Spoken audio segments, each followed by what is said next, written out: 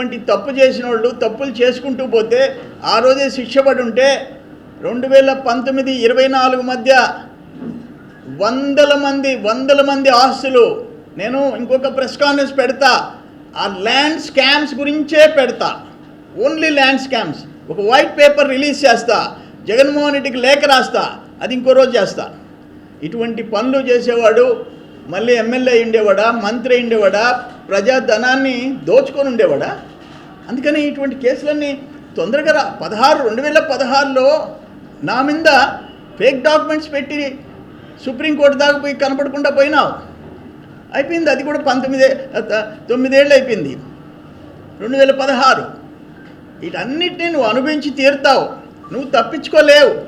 ఈ కేసుల్లో నీకు పనిష్మెంట్ తప్పదు, అన్నీ ఉన్నాయి. ఫైనల్గా ఏంటంటే ఆయనకి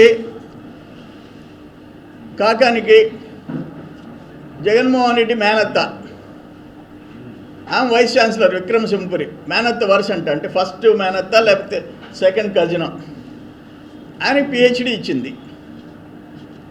దేనికి ఇచ్చిందో, ఎట్ట దోపిడీ చేయాలా, ఎట్ట ఊళ్ళో ఆస్తులు కొట్టేయాలా, గ్రావెల్ ఎట్ట ఖాళీ చేయాలా, వీటి మీద ఇచ్చిందో నాకైతే తెలియదు. పిహెచ్డి ఇచ్చింది. నెల్లూరు జిల్లాలో ఒక పుచ్చలపల్లి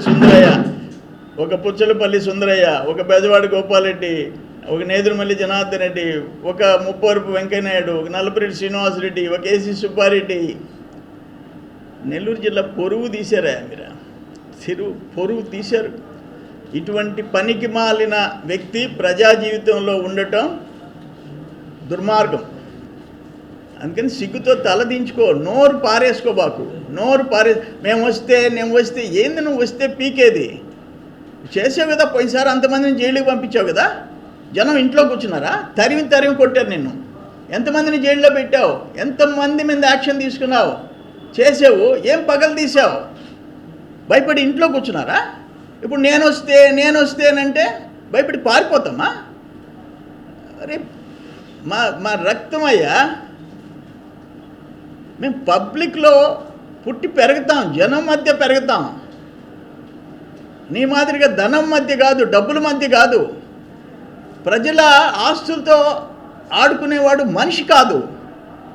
అందుకనే చెప్తుండా, ఎంత దుర్మార్గంగా నియోజకవర్గంలో పేదోళ్ళు, రైతులు వాళ్ళ భూములు ఎట్ట కొట్టేసావో ఇంకోసారి వైట్ పేపర్ రిలీజ్ చేస్తా, నీ బతికేందో చూపిస్తా.